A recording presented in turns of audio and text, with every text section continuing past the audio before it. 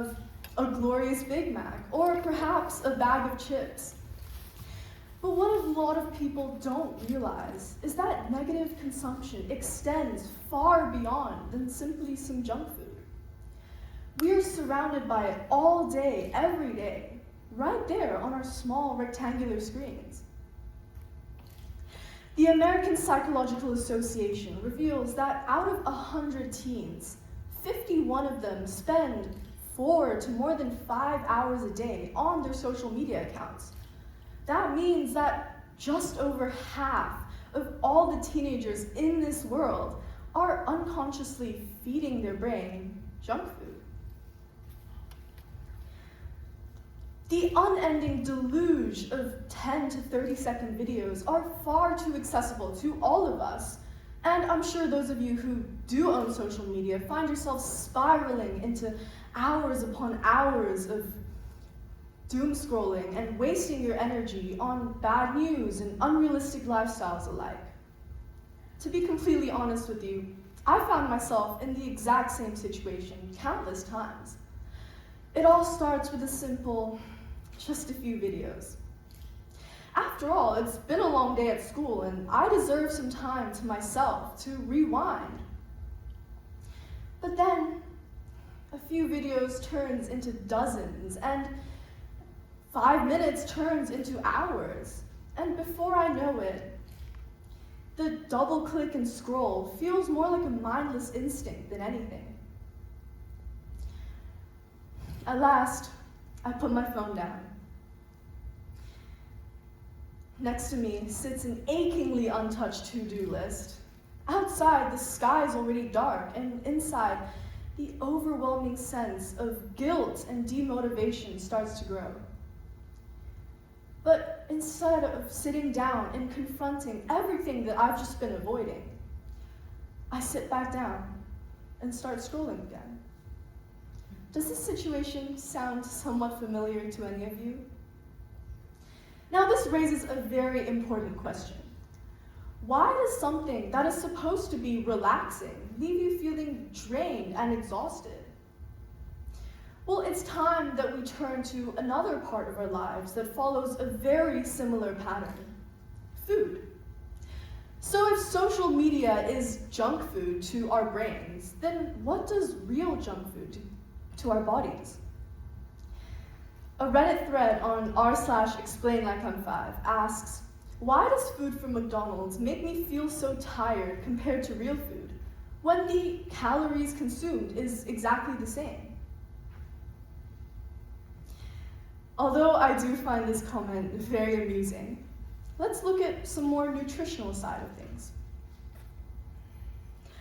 On top of the excessive amounts of sodium making you feel extremely bloated, the combination of high amounts of sugar and highly processed carbohydrates, as well as the lack of basic nutrients like minerals and vitamins, leave you with high spikes in your blood pressure, in your blood sugar, and crashes again, causing you to feel tired and consequently irritable.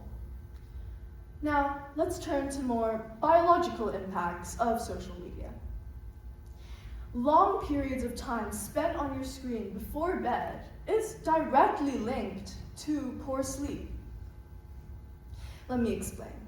Not only does your brain confuse your screens for natural sunlight and delay melanin production, but your brain also stays stimulated instead of winding down, thanks to the amygdala, which is also known as the brain's fear center. The amygdala cannot differentiate between a real physical threat, such as a tiger, and a virtual one, such as bad news, social comparison, and cyberbullying, just to name a few. And as I'm sure all of you are aware, social media is a very common breeding ground for all of these effects, or so-called threats. The Indian Journal of Psychiatry concludes a strong negative correlation between one's self-esteem and social media addiction level. This might explain why social media is a common cause for insecurities and extreme self-judgment. But here's the good news. Studies have also shown that creative skills are significantly positively correlated to high self-esteem compared to its negative correlation with stress, with a 35% self-esteem variation. This suggests that promoting creativity could potentially heighten one's self-esteem and reverse the effects of social media and doom scrolling. So why am I telling you all of this? What can you do in your own lives to reduce and prevent negative consumption? Of course, I'm not expecting everyone to delete all their social media accounts or for the average screen time to magically drop down to 30 minutes every day. Has anyone heard of the 80-20 rule? The Pareto principle is an approach to healthy diets where 80% of the food intake should consist of nutrient-dense, whole, and real foods, while the other 20% can be indulgent foods to reduce food-related stress and guilt. This fosters a balanced relationship with eating. And I believe that this concept also applies to social media usage. A little doom scrolling now and then won't hurt anyone, but it's to the extent where your phone is in control of you rather than vice versa, where change needs to take place. In Girija Kamel's 2016 study, researchers found that 29 out of 39 participants aged between 18 and 59 had lower cortisol levels after just 45 minutes of art making. Cortisol is a hormone, as most of you know, that is produced by the adrenal glands that regulates the body's response to stress. And high levels of cortisol could impact your sleep patterns. Does that sound familiar? That's right. Less than an hour of creative indulgence has the exact opposite effects than doom scrolling does. I want all of you to think about that for a second. 45 minutes. That's 7 times less than the amount of time that teenagers are spending worldwide on their phones every single day. That's 7 times less than the amount of time that most of us are wasting doom scrolling and procrastinating.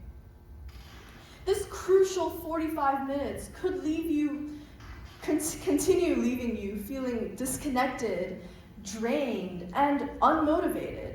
Or it could help you become more focused and more calm. So the question shouldn't be, should I quit social media forever? Rather, the next time you find yourself lying in bed and reaching for your phone, ask yourselves this. Is this draining me or is this filling me? Do I want to consume or do I want to create? Thank you.